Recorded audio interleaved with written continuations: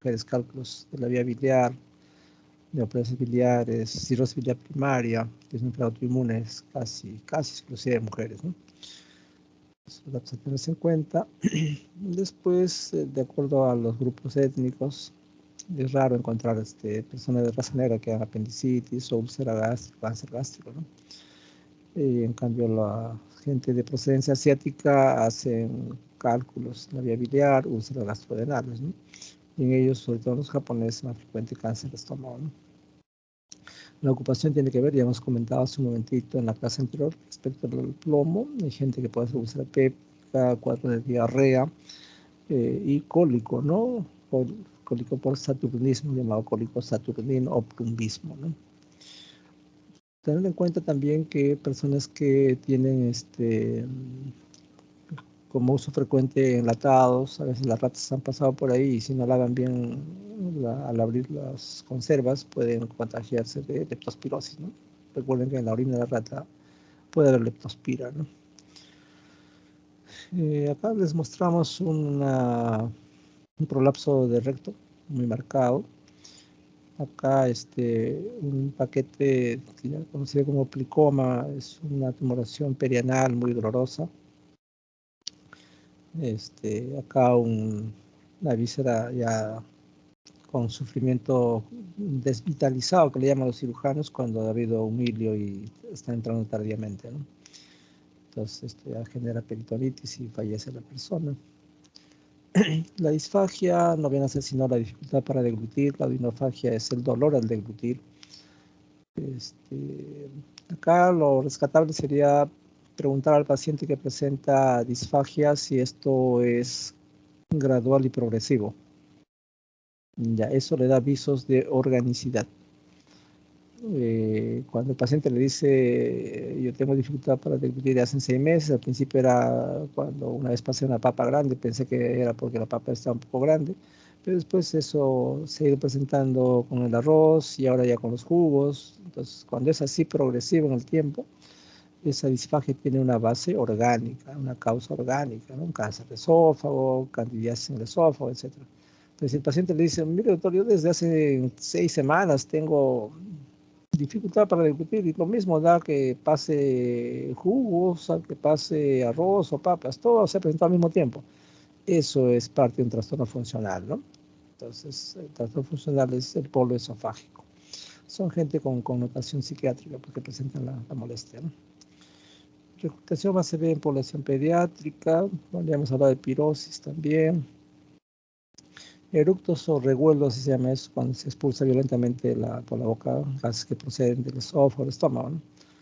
Si son únicos, son normales. Si no tienen olor o sabor, es normal, ¿no?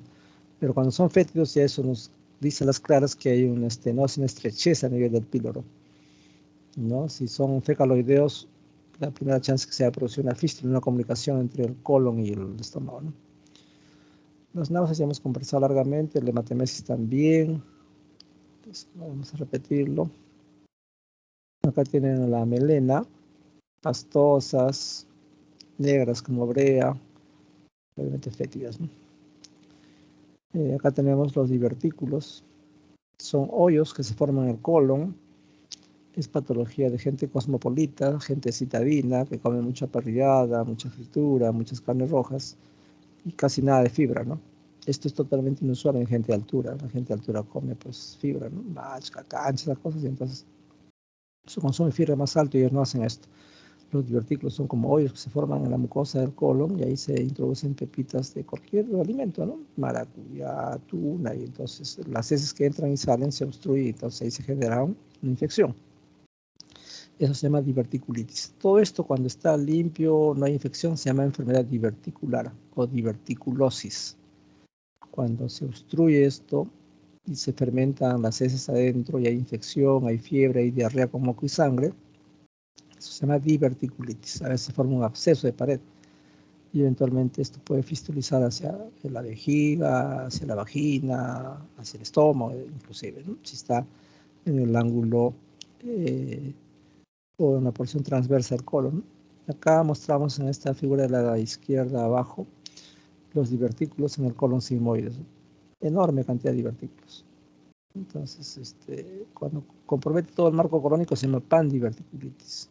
Cuando compromete solamente un semicolon izquierdo, por ejemplo. Entonces, es una enfermedad que usualmente se detecta entre los 50 y 60 años, ¿no? Como repito, es gente que come muchas proteínas y casi nada de fibra. Sobre diarrea, algunas palabras para la gente que no estaba la vez anterior. Diarrea puede ser aguda o crónica, menos de 7 días es aguda, crónica cuando es más de 3 semanas, ¿no? Entonces, cuando alguien tiene diarrea aguda, la primera chance es que sea de carácter infeccioso. Entonces hay que preguntar si son deposiciones con moco, con sangre. También hicimos la tingencia de que las personas que algunos son iletrados o tienen un nivel cultural no muy alto, creen que diarrea son deposiciones líquidas y solo eso es diarrea. Y ustedes saben por definición que diarrea es la disminución en la consistencia de las deposiciones o el aumento en la frecuencia, ¿no? Cualquiera de las dos o ambas. Entonces hay que tener cuidado cuando pregunten, no hagan preguntas dirigidas, no digan usted ha tenido diarrea, sino preguntar de repente cómo están sus deposiciones, son pastosas, son líquidas, cómo son. Entonces que le den las características, ¿no? Y señalar si se acompaña de moco, de sangre, si se acompaña de pujo, de tenesmo, para más o menos orientarnos a dónde puede estar localizada la patología. Y bueno, cuando es crónico, hay que responderse varias preguntas, ¿no? Entonces, si un paciente le refiere que ya tiene deposiciones sueltas más de 3 semanas, corresponde a una diarrea crónica. Entonces, el 60% de las diarreas crónicas son de origen orgánico y solamente el 40%, perdón, de origen funcional y solo el 40% son orgánicos. Pero la gran mayoría tiene diarrea por trastornos funcionales, por estrés, por tensión, por sobrecarga de trabajo, ¿no? A unos alumnos, por ejemplo, cuando hacen su examen de digestivo, se van al baño muy seguido, ¿no? Pero y ante cualquier estrés hacen esto, ¿no? Y entonces, ¿cómo hago la diferencia entre lo que es funcional y el cuadro de diarrea orgánica? Básicamente 4 características, ¿no? Entonces vamos a recordar alguna de ellas.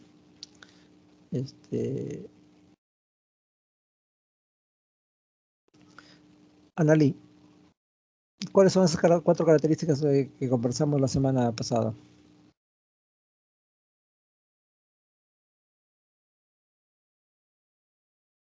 ¿Qué dice Analí?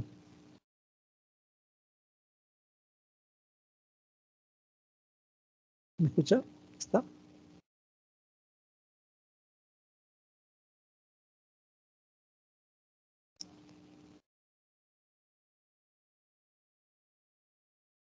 Adriana, ¿cuáles son las características? No, no recuerdo, doctor, disculpe. ¿Alguien se acuerda? ¿Alguien quiere levantar su manito?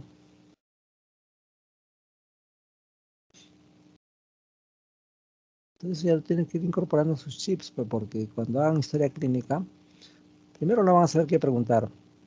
Segundo, se van a ver disminuidos frente a otras facultades, ¿no? Entonces, las 4 cosas que les debe hacer pensar en que es orgánico son: 1, baja de peso; 2, baja de hemoglobina; 3, no respeta el sueño. Entonces, ¿cómo así? Si un paciente le dice que tiene diarrea más de 3 semanas y ha bajado 6, 8 kilos, pues obviamente eso es orgánico. El paciente funcional no pierde peso. Si usted lo notan pálido, tiene taquicardia, se cansa con facilidad, tiende a dormirse, tiene anemia, ¿no? Ustedes lo van a demostrar con un hemograma. La anemia está presente en la gente con diarrea orgánica. Los pacientes con trastorno funcional tienen 15, 14 hemoglobina. No pasa nada con su hemoglobina. Tercera condición, la presencia de moco y sangre. Eso nos dice que hay organicidad. Si no hay moco o sangre, lo más probable es que sea funcional. Cuarta característica, que respetan el sueño. Si me dice, doctor, yo hago deposiciones durante el día, pero no es que cojo el sueño, duermo como un lirón hasta el día siguiente y ni bien amanece estoy corriendo al baño. Eso es funcional, pues, ¿no? ¿Por qué? Porque se desconecta de su realidad, ya no hay las presiones que implican un peristaltismo aumentado y solamente hace posiciones sueltas mientras está despierto. Una vez que coge el sueño, duerme plácidamente hasta el día siguiente. Eso es funcional. Pero si le dice, no, mire doctor, yo estoy durmiendo y me suenan los intestinos que tengo que correr al baño porque me gana y me hago en el pijama. Interrumpe el sueño, eso es orgánico. Las diarreas nocturnas son clásicas en diabetes, por ejemplo. Entonces, esas 4 características tienen que estar presentes 2 al menos para decir esto apunta orgánico, esto apunta funcional. Lo siguiente que tengo que saber es, de buenas a primero no le tengo que decir, oye, usted está nervioso y su diarrea es funcional. Primero tengo que demostrarle palmariamente que no tiene una diarrea orgánica. Entonces, por frecuencia tengo que descartar las 4 causas más frecuentes. ¿Cuáles son? Parasitosis intestinal, ¿no? Preguntaré si viajó a la selva, se bañó en el río, si fue a la sierra, tomó agua de caño, agua de manantial en algunos casos. Y entonces hay parásito. O simplemente es un citadino que come en la calle, pues, ¿no? No tiene tiempo de ir a su casa para almorzar. Y entonces, como le han dicho que tiene que tener una vida sana, una comida sana, come verduras. Las verduras que se venden en Lima son de Huachipa, de Turín, ¿no? Donde las riegan con aguas hervidas y por ahí pasa Yardia, por ahí pasa Helicobacter. Y la causa es eso, ¿no? Entonces preguntar si come en la calle y si come verduras frescas, ¿no? Entonces también preguntarle pues si cuando toma lácteos tiene inconvenientes. Doctor, se da una revolución, suena a mis intestinos y a los pocos minutos estoy yendo al baño. Entonces es intolerancia a la lactosa, ¿no? Probablemente uno hace el test de hidrogeniones y demuestra que esa es la causa. Tercera condición, tuberculosis intestinal, ¿no? De repente la abuelita tuvo tuberculosis hace 2 años, o el mismo paciente tuvo tuberculosis pulmonar y a partir de ahí puede haber una tuberculosis intestinal. Y finalmente HIV, ¿no? Si hay factor de riesgo, ¿no? Si es una persona promiscua, es una persona que ha recibido transfusión de sangre, se ha sometido a un acto quirúrgico y nunca lo supo, que le habían transfundido, y ahí tiene HIV, ¿no? Entonces, de entrada, esas son las 4 causas más frecuentes en todas las series. Tienen que descartar eso. Si no encuentran ninguna de estas 4 causas, no hay tuberculosis, le toman su placa de tórax, toma los lácteos que ella quiere, no hay HIV, está negativo, ¿no? Entonces ustedes dicen, pero esto amerita investigar otras causas, ¿no? Como el ejemplo que les conté, ¿no? Del hermano de una colega que era gerente de Abacus, que estaba próxima a casarse, después que no llegó a casarse, comenzaron sus problemas. Estuvo internado en 2 o 3 clínicas y finalmente el diagnóstico era colon irritable, ¿no? O sea, un trastorno funcional, pero nada de eso. Nadie le pidió por exceso hormona tiroidea. Les comenté que examinamos el cuello, los reflejos y todo estaba ok. Y finalmente terminó con una parálisis periódica hipocalémica, ¿no? Que es una forma de presentación rara de hipertiroidismo. Terminó en ventilación mecánica porque su potasio estaba en 1.1 y eso obviamente produce pues una disfunción motriz, ¿no? Si no entraba a ventilación fallecía, ¿no? Y a partir de ahí le piden hormona tiroidea y está pues altísima, ¿no? Y la causa de la diarrea crónica fue hipertiroidismo, ¿no? Y no era un trastorno funcional. Entonces, por eso amerita ese enfoque. Entonces, repito, primero vemos qué características tiene la deposición, sin moco, sangre, pujo, tenesmo. Entonces, luego, si tiene más de 3 semanas de duración, me preguntaré si es orgánica o si es funcional. Si es orgánica, perdió peso, bajó de hemoglobina, tiene moco y sangre, no respeta el sueño, cualquiera de esas. Si mi conclusión es orgánica, entonces tengo que buscar las 4 causas más frecuentes: TB, HIV, parásitos e intolerancia a lactosa. Recuerden que el 30% de los latinos, alrededor de los 30 años, ya están haciendo intolerancia a la lactosa. Entonces, hay que descartar eso, ¿no? Lo siguiente que hay que preguntarse, ¿de dónde viene esa diarrea, ¿no? ¿Del intestino delgado o intestino grueso? Si es intestino delgado, va a tener un síndrome de mala absorción. ¿Cómo se caracteriza? Son heces flotantes, ¿no? ¿Qué traduce? Atorrea y grasa, que no es digerida. ¿Por qué? Porque tiene una T biliosecale, porque tiene un Crohn. O simplemente es un paciente que les va a decir, mire doctor, cuando yo tengo deposiciones aparece las zanahorias enteras, el choclo entero en las deposiciones. Pues cuando hay alimentos sin digerir, eso no dice que es intestino delgado, son heces abundantes, diarreas abundantes. Estamos dices escasa, así como esputos, de a poquito, con pujo, con tenemos, eso viene colon. Si es en colon, plantearé pues un cáncer de colon, un cáncer de recto, una enfermedad diverticular, etcétera, ¿no? Entonces, ese algoritmo tienen que seguir la diarrea. Entonces, tienen que hacer esas preguntas, porque si no, su historia va a ser incompleta y cuando presenten les van a repreguntar, les van a hacer sentir mal, ¿no? Por eso la importancia de ir conociendo estos aspectos, no lo hacemos por molestarlos. Dolor abdominal no voy a repetir, acabamos de conversar largo y tendido sobre eso. Bueno, ya después en el examen físico pues hay que ver la fascia, si es una fascia dolorosa, como suele ocurrir en gente con isquemia mesentérica, por ejemplo, con disección aguda de aorta abdominal, o gente con pancreatitis, son gente muy adolorida, ¿no?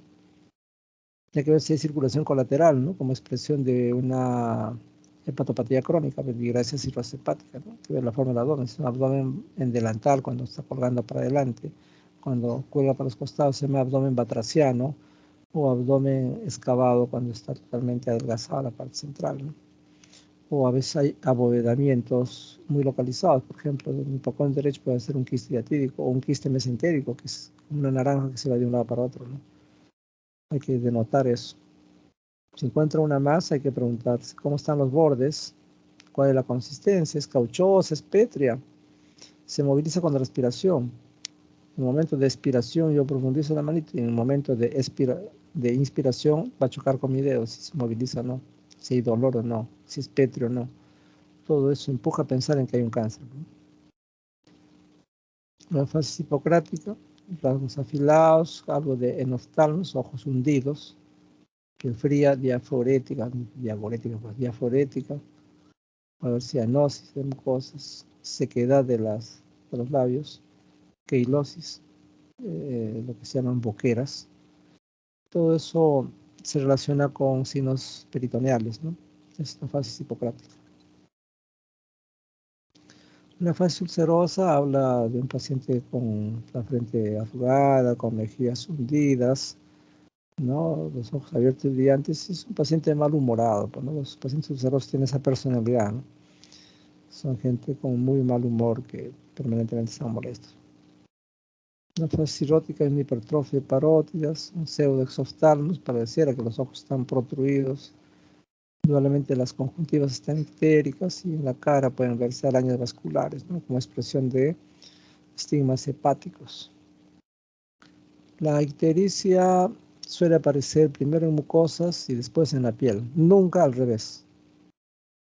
Cuando un paciente tenga las palmas de las manos amarillas o la planta de los pies y las escleras están totalmente respetadas, eso no es ictericia. ¿A qué creen que corresponde eso? Para que la ictericia aparezca tiene que haber más de 3 gramos de bilirrubinas.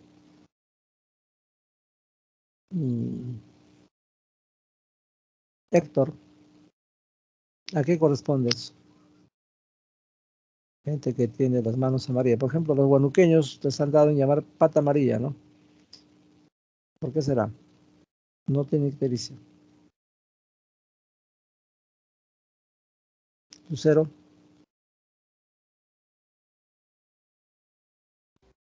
No, desconozco, doctor.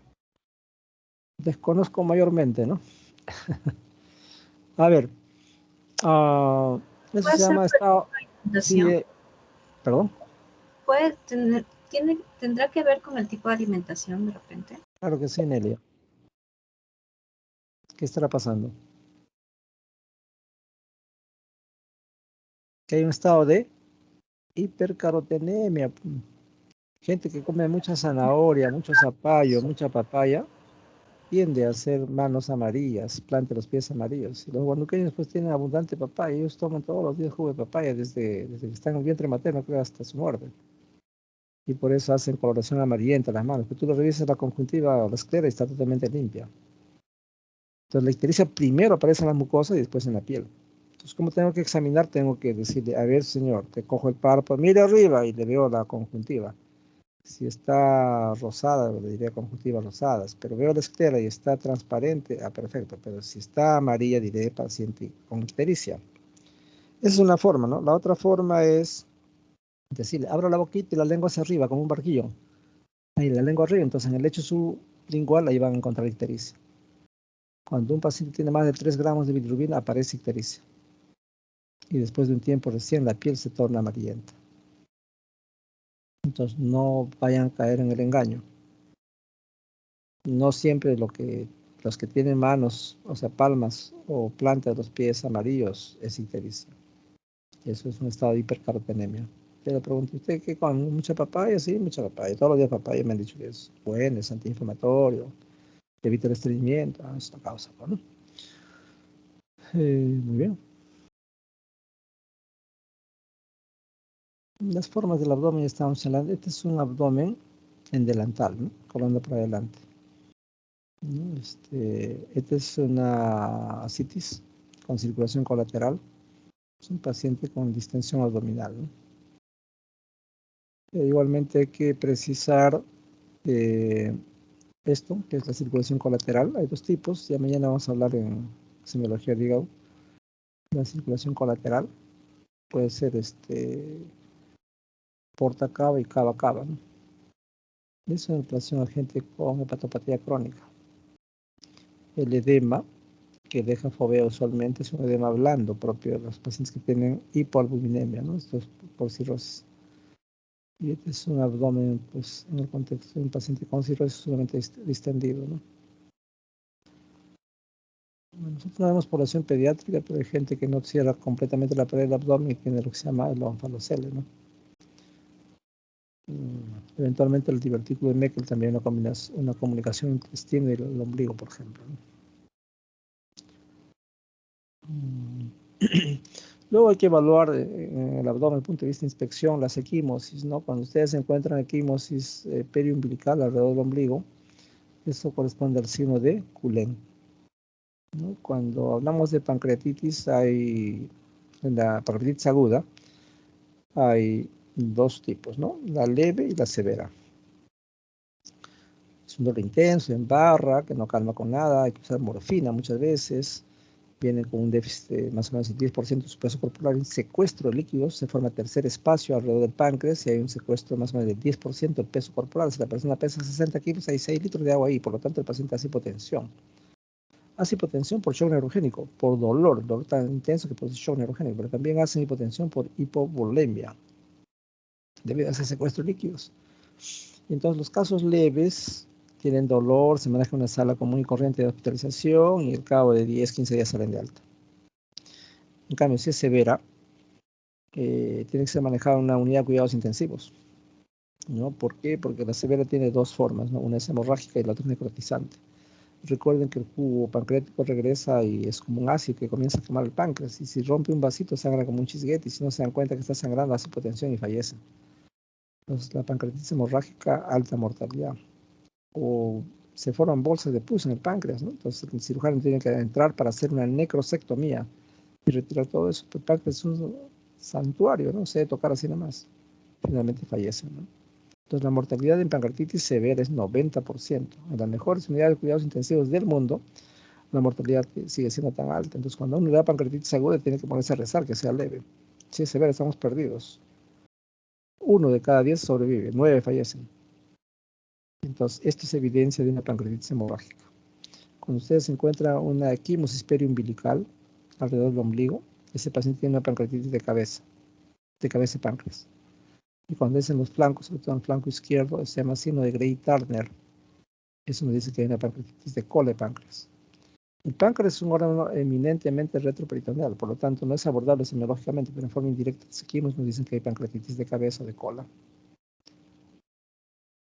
Acá está el signo de Grey-Turner del cual estaba hablando, también llamado Halsted, ¿no? La parte del flanco izquierdo, la fosa lumbar izquierda. Esta es la circulación colateral, groseramente manifiesta una porta cava, ¿no? Esto lo vamos a ver más en detalle cuando hagamos semiología de biliar y de vesícula. Telangiectasis como expresión de estigmas hepáticos. Estos son capilares que nacen de un punto central que forma como un bucle. Entonces ustedes presionan el puntito central y todo desaparece, queda exangüe. Retiran el dedito que está haciendo presión y otra vez todo se vuelve a llenar. Las telangiectasias son las dilataciones de los capilares, pero las arañas vasculares es todo. Ambas son frecuentes en cirrosis, ¿no? Acá tiene otra araña, acá es más clarita, ¿no? Y esto solamente telangiectasis, pero igual traducen hepatopatía crónica. Palmas hepáticas, el eritema en la región tenar hipotenar con hipotrofia de músculo de esas dos zonas. Eso es una palma hepática. Que el resto esté rosado no interesa. Esto de acá y esto de acá. Eritematoso y con aplanamiento de los músculos de esa zona. Esas son palmas hepáticas. La auscultación básicamente permite pues, demostrar si el paciente tiene ilio, por ejemplo, el ilio mecánico. Al principio los ruidos están aumentados, ¿no? Hay signos de lucha. Y en estadios más avanzados está quieto, ¿no? Ahora, en el ilio adinámico, metabólico, por hipocalemia, acá los ruidos están ausentes, ¿no? Hay un silencio abdominal. Entonces, para estar seguros de que hay silencio abdominal, tenemos que quedarnos con escuchando el abdomen 3 a 5 minutos, ¿no? Y examinar segmento por segmento para ver si realmente tiene o no tiene ruidos hidroaéreos. Los borborismos son los ruidos hidroaéreos que se escuchan sin estetoscopio, ¿no? Solamente poniéndose al paciente.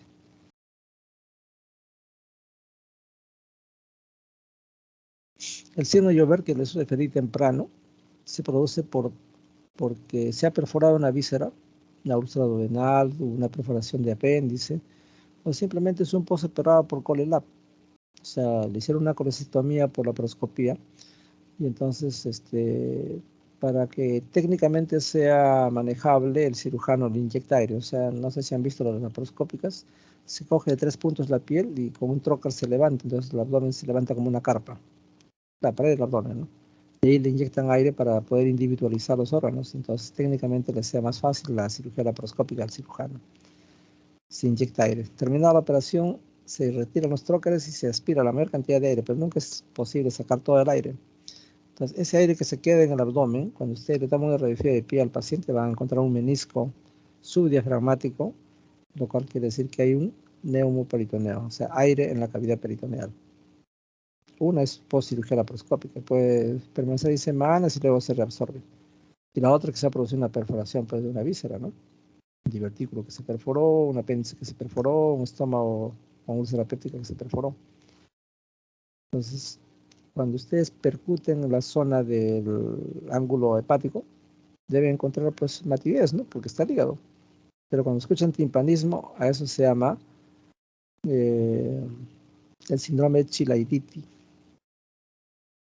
El Chilaiditi es porque el ángulo esplénico del colon se ha interpuesto por encima del hígado. Normalmente el ángulo hepático, está por detrás del hígado.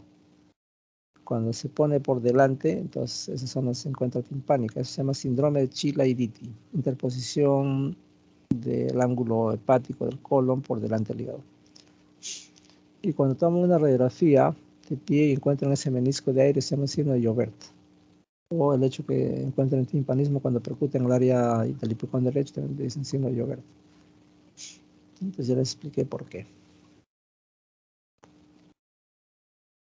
La palpación es superficial a una mano. Usualmente es para ver si hay resistencia en el abdomen, si es un abdomen estable en gente que tiene peritonitis, por ejemplo. Y la profunda es a 2 manos, deprimiendo la pared abdominal 2 a 3 centímetros, tratando de buscar masas, nódulos, quistes, ¿no? Esta técnica, cómo se hace la palpación. La palpación superficial tiene el objetivo pues, de ver cómo está el tono muscular, ¿no? Si es que hay o no una resistencia en gente que ya tiene peritonitis, obviamente está duro, ¿no? Se llama abdomen en tabla, entonces en la historia reportarán así, abdomen en tabla, ¿no? A la palpación superficial, abdomen en tabla, significa que ya se produjo una peritonitis. La palpación profunda ya tienen que buscar los bordes del hígado, el borde del vaso en caso que esté crecido, ¿no? O buscar otras masas, pues, como los quistes mesentéricos que se van de un lado para otro, no son como naranjas, ¿no? El punto de McBurney. Entonces, cuando ustedes tienen la triada de la apendicitis, traducido porque tiene fiebre, dolor abdominal e hiporexia, entonces tienen que buscar todos los puntos a favor del McBurney, del apendicitis, no debe ser McBurney, ¿no? Se traza una línea imaginaria del ombligo hacia la espina ilíaca anterior superior en el tercio externo, ahí presionamos con un dedito, deprimimos el lado 2 a 3 centímetros y el paciente salta de dolor, ¿no? McBurney positivo igual a apendicitis. Pero a veces ese punto es negativo.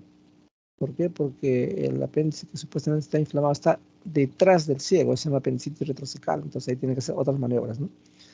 La maniobra de Markle, se escribe Markle, se pronuncia, se le hace caminar de talones y eso contrae el psoas que aplasta el apéndice que está por detrás del ciego y provoca dolor. o hacer el signo del psoas. Un paciente cúbito dorsal, usted le hace flexión del muslo contra el abdomen, ahí es el psoas se pone grueso como un ovillo, aplasta el apéndice que está entre el ciego y el psoas. Es más, ustedes por adelante en un punto más bonito me pueden presionar y si salta de dolor, pues definitivamente es un signo sugerente de apendicitis retrocecal, ¿no? Entonces hay que hacer eso, ¿ya? En la emergencia a veces no contentarse con buscarle McBurney, Robson.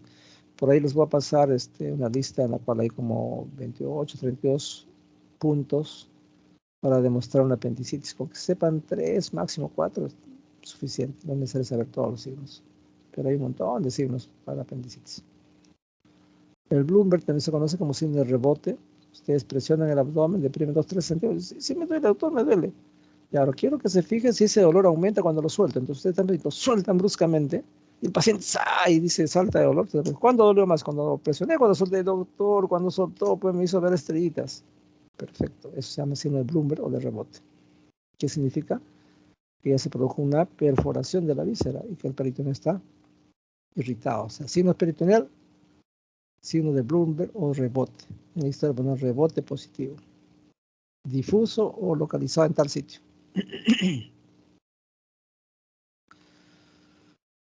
A veces hay una hiperestesia cutánea, puede ser porque tiene herpes o porque ya hay signos peritoneales, pues el abdomen en tabla, ¿no? Es perfora víscera, entonces, a ver, pero lo tocan, están muy adoloridos, ¿no?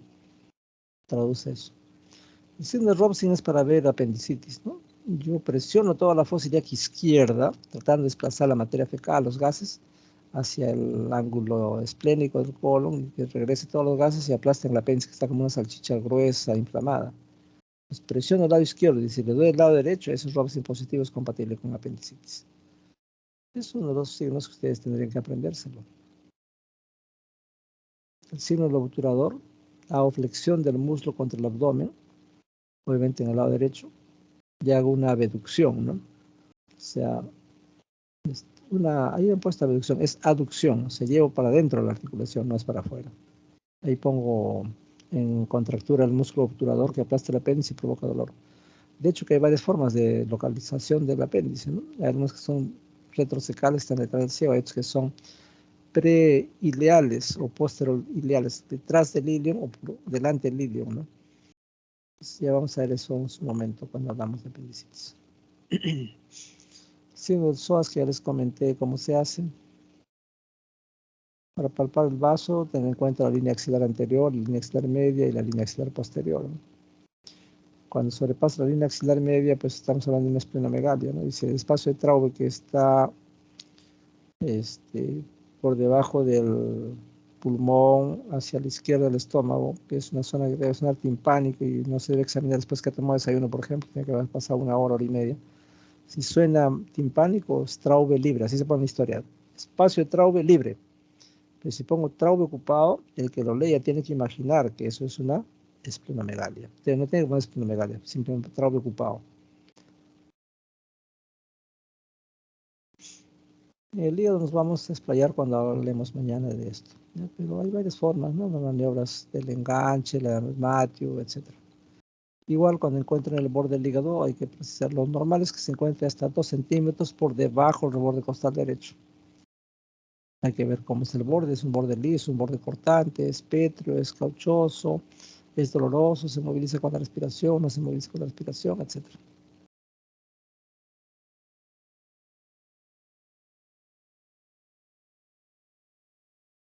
Son los métodos que estaba comentando, la de Matthew, que es la maniobra del enganche. Hay varias formas de palpar el hígado. Eso vamos a ver ya con gráficas el día de mañana. La vesícula normalmente no se palpa, ¿ya? Entonces ahí adrede han puesto palpación de la vesícula biliar, ¿no? La vesícula solo se palpa cuando hay un cáncer debajo.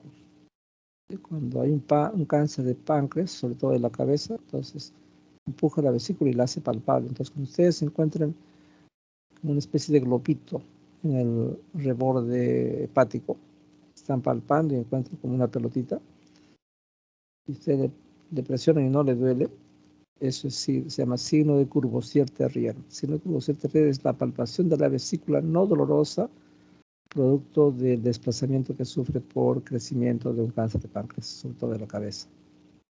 ¿Ya? Entonces, ese signo hay que tener en cuenta. Signo de Courvoisier-Terrier no duele por si acaso. Muy bien. Entonces, eso era lo que queremos transmitirles a modo de repaso. ¿No? Los doctor Pérez ya han visto esto. Y mañana nos estaremos viendo a las 9 de la mañana para hacer 2 clases, si que se puede, ¿ya? Las 2 teóricas para ir avanzando. El día lunes, el doctor, no sé si han recibido la programación de las actividades de esta rotación, pero parece que ha habido un error, ¿no? Se copió las fechas del mes anterior y ha programado actividades inclusive el domingo, ¿no? Pero eso hay que corregirlo, o no sé si lo han conversado con él. Y no sé si para el día lunes hay programación de alguna clase a las 8 de la mañana. Doctor, ha colocado, o sea, los días están incorrectos, pero me parece que las fechas sí son correctas, porque... Le tendré que correr, porque ya si le ponen domingo, nadie dicta clase domingo, nos salvo nosotros, por razones ya conocidas. Sí, a usted le tocaría la clase de síndrome de hemorragia digestiva alta. Tengo 4 clases, recién hice la primera.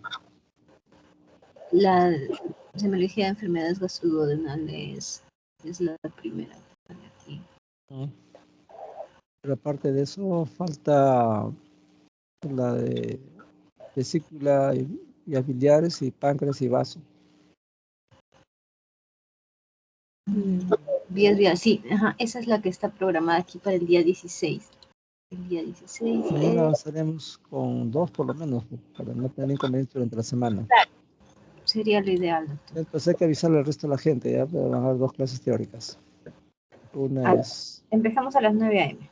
Sí, de 9 a 11. Ya, doctor. Entonces, eso sería toda mi parte. No sé si tienen una pregunta, algún comentario. El examen sería el viernes. ¿Perdón? El examen sería el viernes. Eso ya tiene que conversar con el doctor Pérez, ¿no? Él calendariza eso y su delegada lo va a programar en la fecha que corresponda, ¿no? Terminada la última clase teórica, al día siguiente están en el examen. Pero es cuestión de que lo conversen, si se les cruza con otros cursos. De repente lo pueden pasar un día, 2 días. Sí, doctor, Sí. una pregunta sobre las telangiectasias. ¿Tiene una localización específica o que me dé a entender que hay algún tipo de enfermedad? Se puede presentar en cualquier parte de la economía, ¿no? Y cuando hablamos de cirrosis, las más frecuentes son las que se ubican en la cara anterior del tórax y el abdomen y en la región facial. Pero, por ejemplo, en gente que tiene varices, puede presentar en los muslos, en las piernas, en tobillo, por ejemplo. ¿No? En personas que tienen enfermedad reumatológica en las manos, por ejemplo, ¿no? Asociándose a venulitis, por ejemplo. Hay gente que tiene una condición en la cual hay una forma de vasculitis que se llama livedo reticularis, ¿no? Que se puede acompañar de estas protrusiones de los capilares, ¿no? Conocido como telangiectasias.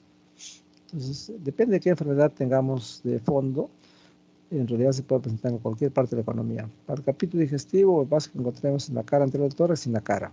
Eso traduce hepatopatía crónica. Hay gente que lo va a presentar a los muslos porque tiene varices, pero eso no se relaciona con la hepatopatía. Gracias, doctor. Doctor, una consulta sobre los turnos, me refiero a los temas que vamos a tocar mañana. ¿El doctor Pérez tiene conocimiento de que se está haciendo ese cambio? Porque como le voy a hablar de que cambie las fechas que están un poco, no les ha cuadrado bien, de repente me pregunta sobre los horarios de ustedes. No le hemos dicho nada, porque todavía no sabe que va a operar, ¿no? Ah, ok, justo por Estaba manejando con la doctora Coila, ¿no? Se pasó, ella tenía un percance, acaba de fallecer su mamá, ¿no? Entonces, bueno, voy a cubrirlo hasta que ella se reincorpore, pues, ¿no? Que supongo será el martes o el miércoles. Esto todavía no me ha confirmado. pero luego yo me voy a sentar por la cirugía que voy a tener, entonces ya va a tomar mi grupo, así como ahora, ¿no? Entonces la idea es avanzar porque las actividades que tenemos programadas son foros, seminarios, que le llaman ensayos ahora, y las clases teóricas aparte de las prácticas, ¿no? Entonces, queremos avanzar lo más que se pueda Claro, para que doctor. después no tengamos inconvenientes, porque la doctora no va a dictar mis clases teóricas. Tratando de Sí, buscar la páncreas, de clases, no la encuentro. claro, Este, doctor. Justo yo quería conversar con el doctor porque sí vi el horario y vi que no estaba bien cuadrado, entonces quería preguntarle justo a usted sobre ese tema para ver si es que él lo podía, si es que el doctor me preguntaba, pues, si claro, pasa el sí. caso. Ujú. Bueno, que lo programe como debería ser, ¿no? Pero ya ustedes saben que ese día no, ya está dictada la clase, ¿no? Claro, doctor. Lo que quisiera es avanzar las prácticas también, ¿no? Para no dejarlos en el aire, ¿no? Y ya cuando viene la doctora Coile ya se hace cargo de las prácticas, ¿no? Igual los seminarios, por ejemplo, con los grupos anteriores hemos programado lo que les comenté el primer día, pues, ¿no? Que era una video simulación, en la cual se dividían el tema, alguien para que haga los guiones, alguien que haga la filmación con un familiar como paciente y el otro integrante hacía la edición, ¿no? Y lo colgaba en el drive y lo veíamos y corregíamos las fallas, ¿no? Porque como esta es una presentación virtual, todo es de palabra, pero no hay forma de corregir de dónde se están equivocando, ¿no? La diferencia de cuando ustedes hacen la forma presencial, uno de la manito les decía, mira, si se palpa, esto está mal, esto está bien. No hay oportunidad para eso, entonces una buena forma de aprender es haciendo un video, entonces veíamos entre todos el video, le preguntaba qué está mal, qué faltó, etcétera, ¿no? Y lo mismo en la simulación invertida, ¿no? En la simulación invertida yo hago de paciente, ustedes hacen de médicos.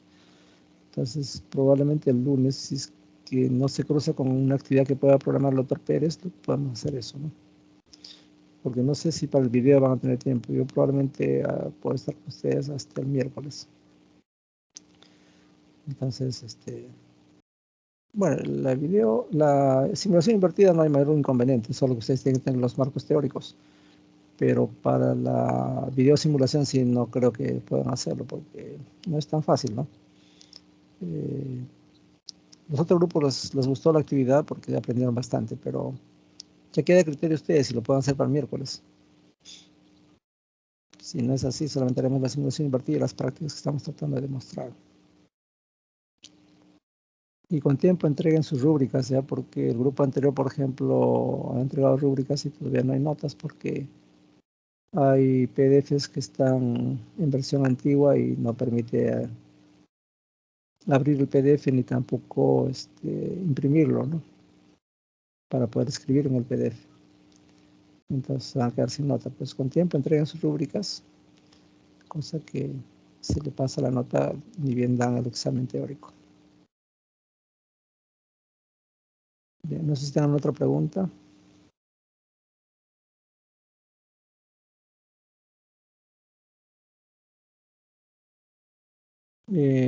Acá tengo el rol.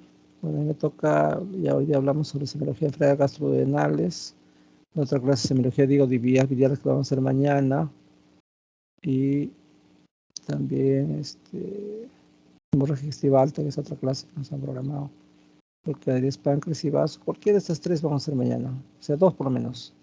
Síndrome de hemorragia digestiva alta, semiología de vías biliares, semiología de páncreas.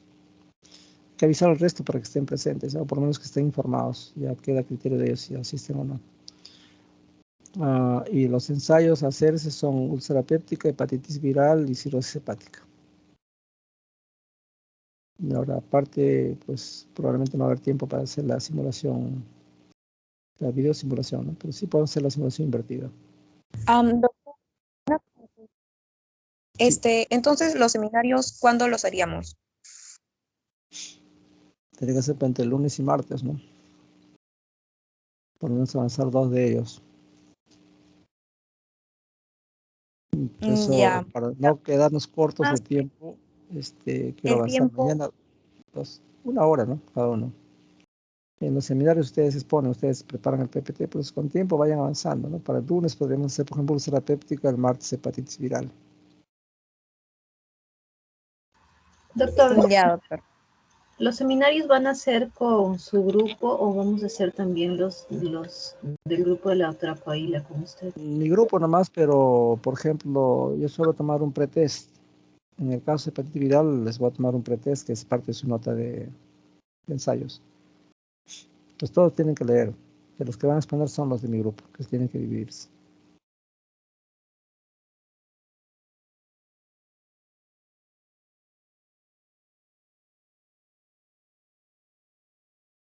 Entonces, a ver si coordinan con el doctor Pérez, bueno, que programe como él normalmente lo hace, pero ya nosotros vamos avanzando las actividades. Más bien lo que me gustaría saber es el lunes qué actividades van a tener, ¿no? Para no cruzarse. Ahora, la doctora Coaila generalmente comienza tempranito su clase a las 7:30. Entonces, hay más chance de que si termina a las 8:30, podamos hacer una o dos prácticas ese día. Entonces, habría que conversar, yo voy a conversar con ella para ver cuándo se va a reintegrar, ¿no? No creo que sea pronto. Probablemente el miércoles o jueves. Está bien, doctor. Sí, yo también voy a conversar con la doctora porque me había dicho con anterioridad que iba a empezar el lunes, pero sabiendo la condición Sí, va a estar muy ocupada, ¿no? familiar en la que se encuentra ya, Y creo mañana que cambia. van a ver las exequias de su mamá, entonces no creo que esté en posibilidad. Pero es cuestión de conversar con ella. Ya, entonces quedamos ahí, ¿ya? Mañana entonces a las 9 de la mañana hacemos 2 clases, de 9 a 11. ¿Correcto? Sí, doctor, está bien. Entonces sería toda mi parte. Que tengan buenas noches. Ya los espero mañana. Ya, Hasta doctor, luego. muchas gracias. Buenas noches.